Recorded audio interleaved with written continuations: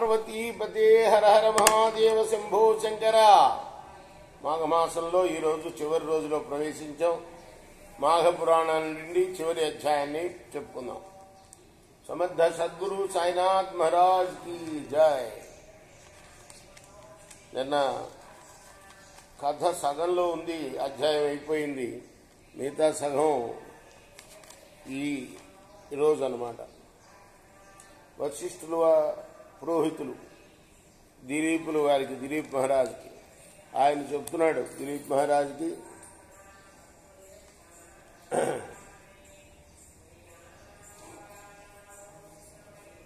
ఇంకా చెప్తున్నాడు. ముందుగా మృగశృంగురుడి వివాహము, ఆ తర్వాత మృగశృంగురుడికి మృకండుడి జననము, ఆ మృకండు కాశీ విశ్వనాథుని దర్శించడము, ఆయన వల్ల మార్కండేయుడనే పుత్రుణ్ణి పొందడం, ఈ వృత్తాంతాలన్నీ వివరించి, మహారాజా ఇక మార్కండేయుడి గురించి వివరిస్తాను, శ్రద్ధగా విను. మార్కండేయుడి యొక్క ఆయువు 16 సంవత్సరాలు మాత్రమే. రోజులు గడుస్తున్న కొలది తల్లిదండ్రులకు దిగులు ఎక్కువైపోతూ ఉన్నది. 5 ఏళ్ళు ఉండగానే కుమారుడికి ఉపనయనాది వైదిక కర్మలన్నీ చేయించారు. 6వ ఏడు దాటగానే మార్కండేయుణ్ణి చదివించడం ప్రారంభించారు. అతడు తండ్రిలాగానే చాలా తొందరలోనే సకల శాస్త్రాలు, వేదాంత పురాణ ఇతిహాసాలు, స్మృతులంటే వేదాలని వివరించి చెప్పే వాటిని స్మృతులు అంటారు. మనుస్మృతి లాంటివి అన్నమాట. వేదాలు కఠినంగా ఉంటాయి, తెలుసుకోవడానికి కష్టం. వాటిలో ఉన్న మంత్రాల అర్థాన్ని, ఆ ఆచారాలు ధర్మాలు ఎలా పాటించాలి అవి చెప్పేది స్మృతులు అంటారు. వాటినేమో వేదాలని శృతులు అంటారు, వీటినేమో స్మృతులు అంటారు. శృతి అంటే విని నేర్చుకునేది, కేవలం విని మాత్రమే నేర్చుకోవాలనేది శాస్త్రం. వేదం అనేది రాసుకొని చదువుకుంటాం కాదు, విని. అందుకోసమే సంత చెప్పటం అంటారు. రోజు నేర్చుకున్నదంతా మళ్ళీ మరుసటి రోజు ఒక సమయంలో అంతా సంత చెప్తూ ఉంటాడు గురువుగారు. అందరూ శిష్యులందరూ పలుకుతూ ఉండాలి. శిష్యులు కూడా కూర్చొని ఒకడు చెప్పుకుంటూ ఉంటారు, సంత చెప్పుకుంటూ ఉంటారు. దాని అర్థం ఏంటంటే విని నేర్చుకునేది. నిజానికి శ్రవణం అనేది గొప్ప విషయం. చెప్పేవాడికన్నా వినేవాడి జ్ఞానం ఎక్కువ వస్తుంది మామూలుగా కూడా. మార్కండేయుడి గురించి వివరిస్తానని చెప్తూ ఆయన, ఈ మార్కండేయుడు కూడా తండ్రిలాగానే చక్కగా శృతులు స్మృతులు అన్నీ కూడాను పఠించి గుణవంతుడని పేరు పొందాడు. అయినా కూడా ఆయన యొక్క తల్లిదండ్రులు మరుద్వతి, మృకండులు వాళ్ళు ఎప్పుడు దిగులుతూనే ఉండేవాళ్ళు. ఎందుకంటే 16 ఏళ్లే ఆయుష్ ఇచ్చారు శివుడు కాబట్టి. కుమారా, నువ్వు పసితనంలోనే శాస్త్రాలన్నీ అభ్యసించావు, చక్కగా అందరి మన్ననలు పొందుతున్నావు, నువ్వు ఎంతో ఆనందిస్తున్నావు. అయినా కూడా నువ్వు ఇంకా గురువుల ఏడా, పెద్దల ఏడా, బ్రాహ్మణుల ఏడా మరింత భక్తి భావాలతో మెలగాలి. పిల్లలకి చెప్పాల్సింది ఇదే, భారతం అంతా చెప్తుంది. వృద్ధుల సేవ తప్పనిసరిగా చేయాలని. మన పిల్లలకు కూడా మనం చిన్నప్పటి నుంచి చెప్తుంటే కానీ వాళ్ళకి దాని గురించి తెలియదు. భారతంలో కథలు ఎందుకు చదువుకోవాలంటే దాన్ని చదువుకోవాలి. కుమారా, నువ్వు పసితనంలోనే చక్కగా అందరి మన్ననలు పొందావయ్యా. ఇంకా కూడా నువ్వు బ్రాహ్మణుల పట్ల, వృద్ధుల పట్ల ఎంతో అణుకువతో, ఎంతో వినయంతో మెలగాలి సుమా. వారి ఆశీస్సులు నీకు మంగళకరమవుతాయి. నీవు అలా చేస్తే నీ ఆయుర్దాయం పెరుగుతుంది అని చెప్తూ ఉండేవారు. మెల్లగా 15 సంవత్సరాలు గడిచిపోయినాయి. చెప్తూనే రోజులకి పాపం ఆ తల్లిదండ్రులు ఇద్దరికి కూడా ఆందోళన భయం పెరిగిపోతున్నది. ఎప్పుడు యములు వారు వస్తారు, ఎప్పుడు తీసుకెళ్తారు పిల్లవాడిని కదా. జన్మదినోత్సవం జరపాలి అనుకున్నారు మార్కండేయుడికి, అదే చివరిది పాపం, అంతే కదా. వాళ్ళ లెక్క ప్రకారం అందరికీ ఋషులందరికీ ఆహ్వానం పంపారు. వాళ్ళందరూ వచ్చారు, అందరికీ నమస్కరింపజేశాడు. వశిష్ఠులు వారికి నమస్కరించగానే ఆయన వెంటనే దీర్ఘాయుష్మాన్ భవ అని ఆశీర్వదించాడు. మునులందరూ చెప్పారు, ఈ పిల్లవాడు తొందరలో చనిపోబోతున్నాడు, ఆయుష్మంతుడు ఎట్లా అవుతాడు, దీర్ఘాయుష్మంతుడు, ఇతనికి ఆయువు 16 సంవత్సరాలే ఇచ్చాడు శివుడు అంటే.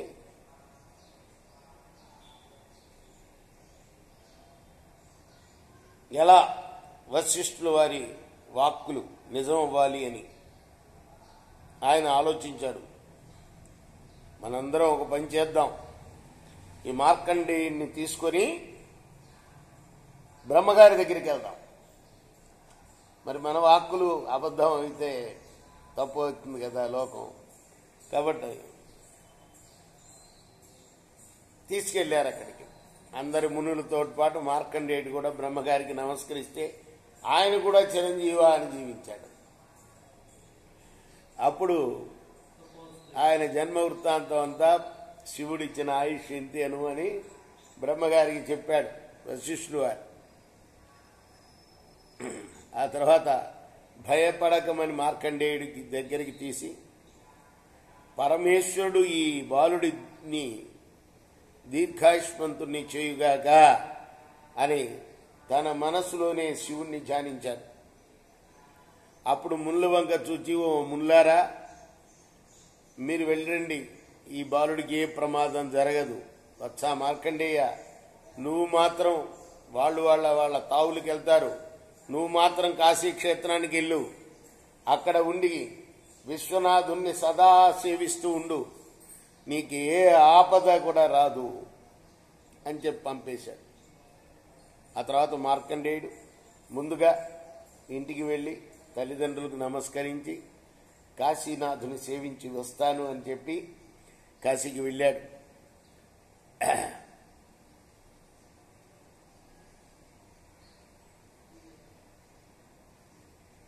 కుటుంబ సహితంగా తల్లిదండ్రులు కూడా వెంటొచ్చారు. మన పిల్లవాడిని ఒక్కడిని వదిలేయలేరు కదా. విశ్వేశ్వరాలయ సమీపంలో ఒక ఆశ్రమం నిర్మించున్నారు. రాత్రింబవళ్ళు అక్కడ ఒక లింగాన్ని స్థాపించుకొని ఆ లింగం దగ్గరే కూర్చున్నాడు. అంతే తపస్సు మార్కండేయుడు. క్రమంగా 16వ సంవత్సరం వచ్చింది. మరణ సమయం ఆసన్నమైంది. భటులను పంపించాడు యముడు వారు.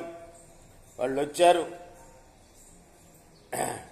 కానీ ఆ శివుడు సమీపంలో ఉండటంలో కాలపాశం వేయలేకపోయారు వాళ్ళు. ఎవరు? యమభటులు. మహా తేజస్సు కనపడుతుంది అతని చుట్టూతా. వెళ్ళి ఆ వృత్తాంతం యముల వారికి చెప్పారు. యముడు ఆశ్చర్యపడాడు. తనే స్వయంగా మార్కండేయుడిని తీసుకుపోవడానికి కాలపాశాన్ని విసిరాడు. మార్కండేయుడు కళ్ళు తెరిచి చూసేటప్పటికీ యముడు అతని ప్రాణాలని తీసుకుపోవడానికి సిద్ధంగా ఉండగా భయపడి వెంటనే శివలింగాన్ని కౌగలించుకున్నాడు. అప్పుడు ఆయన శివుడు ఆ లింగం నుండి ఉద్భవించి త్రిశూలంతో యముణ్ణి సంహరించి మార్కండేయుణ్ణి రక్షించాడు. యముడు చనిపోవడం చేత అష్టదిక్పాలకులందరూ అక్కడ బ్రహ్మదేవుడి దగ్గరికి వచ్చారు. ఆ తర్వాత బ్రహ్మ దేవతలందరినీ తీసుకుని శివుడి దగ్గరికి వచ్చాడు. ప్రార్థించారు శివుణ్ణి, కోపం చల్లార్చుకో మహేశ్వరా, యముడు తన కర్తవ్యాన్ని తాను నిర్వర్తించాడయ్యా, నువ్వే కదా 16 ఏళ్ళు ఆయుర్దాయం ఉన్నాడు, నువ్వు చెప్పిన దాని ప్రకారం వచ్చాడు, తీసుకెళ్ళాడు, ఆయన తప్పేంటి? మరి తమరేమో మార్కండేయుడిని చిరంజీవిగా చేశారు, మాకు చాలా సంతోషమే దానికి. కానీ యముడు లేకుండా పోయాడే ఇప్పుడు, దానికి ఏం చేద్దాం మనం?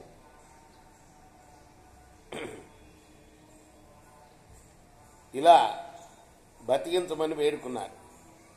వెంటనే యముడిని బ్రతికించాడు శివుడు.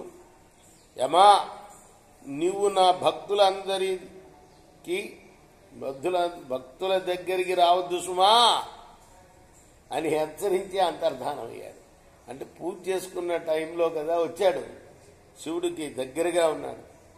పరమశివుని దయ వల్ల తన కుమారుడు దీర్ఘాయుష్మంతుడైనందుకు ఆయన తండ్రి మార్కండేయుడు తండ్రి మృకండు పరమానందపడ్డాడు.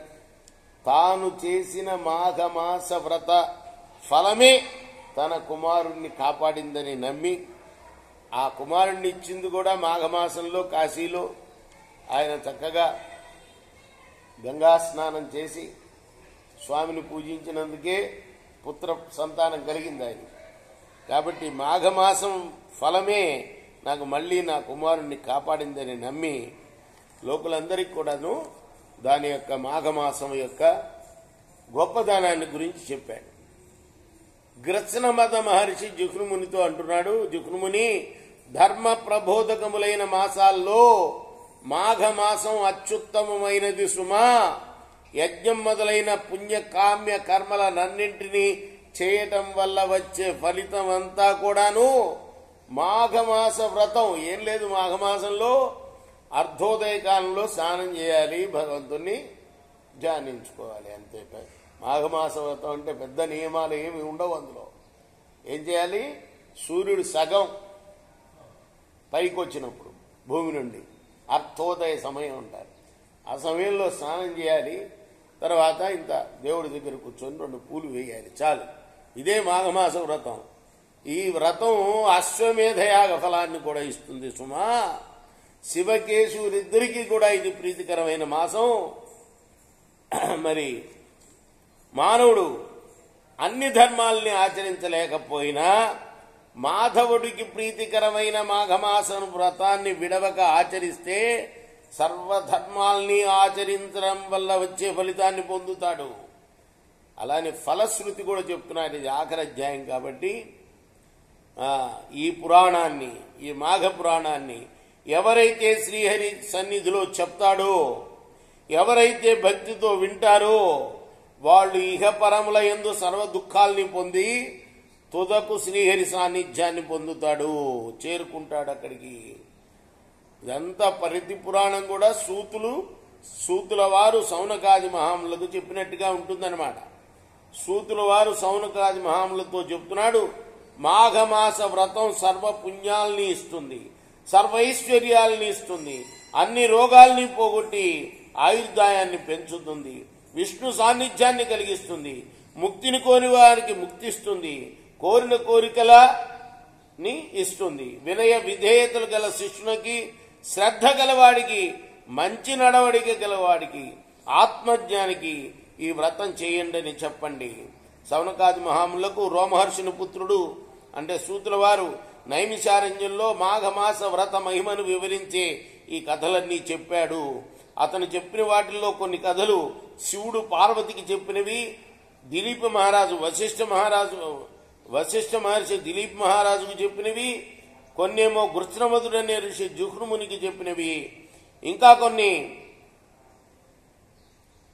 ఇలా 3 రకాలుగా శివుడు పార్వతికి చెప్పినవి, వశిష్ఠుల వారు దిలీపుడికి చెప్పినవి, శివుడు తర్వాత గృత్సనమధు మహర్షి జుహ్నుమునికి చెప్పిన కథలు ఇవన్నీ కూడా ఈ మాఘ పురాణంలో చెప్పబడ్డాయి అని సూతుల వారు సౌనకాది మహర్షులకి చెప్పారు. నమ పార్వతీ పతే హర హర మహాదేవ శంభో శంకరా. మాఘమాసో మహాన్మాసః నీరన్నారాయణాత్మకం ప్రాతస్నానం చ పూజా చ భుక్తి ముక్తి ప్రదే శుభే తస్మాన్ ముముక్షనో జీవా యథత్వం ముక్తి వృత్తయే భజధ్వం కేశవం దేవం శివం వా నిటలేక్షణం. కృష్ణార్పణమస్తు. సాయి కృష్ణార్పణమస్తు. సాయి రామ.